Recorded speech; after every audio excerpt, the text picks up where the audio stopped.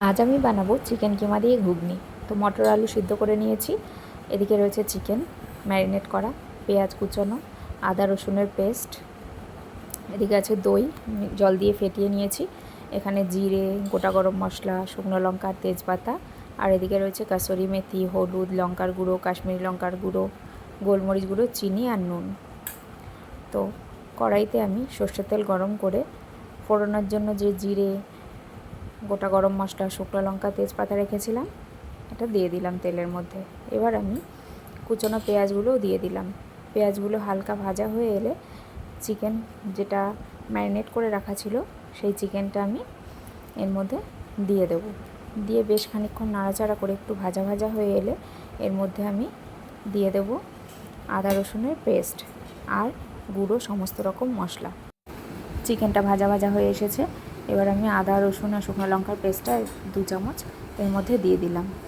তারপর যে মশলাগুলো আমি রেখেছিলাম সেগুলো সবটা এর মধ্যে দিয়ে ভালো করে কষিয়ে নেব।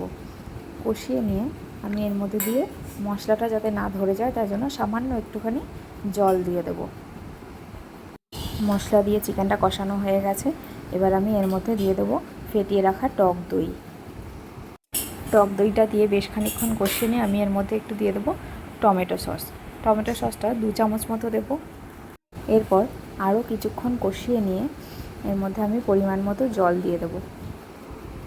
যেহেতু চিকেন দেওয়া আছে তাই জন্য আমি বেশ খানিকক্ষণ এটাকে ফুটিয়ে নেব।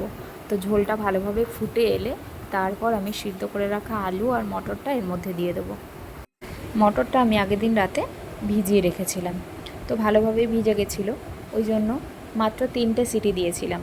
আলু আর মটর সিদ্ধ করার সময় আমি 2 চামচ মতো নুন দিয়ে নিয়েছিলাম, তাই রান্না করার সময় আমি আর 1 চামচ নুন ব্যবহার করেছি।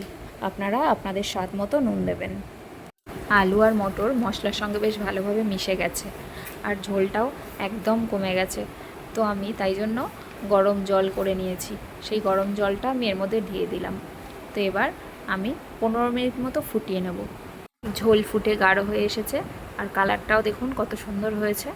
তো আজকের রেসিপিটা আপনাদের কেমন লাগলো অবশ্যই কমেন্ট করে জানাবেন। আমি এবার ঘুগনিটা নামিয়ে নেব। আজ আসি, দেখা হবে নতুন কোনো ভিডিওতে। ফিরে আসবো নতুন কোনো রেসিপি নিয়ে। সবাই ভালো থাকবেন, সুস্থ থাকবেন।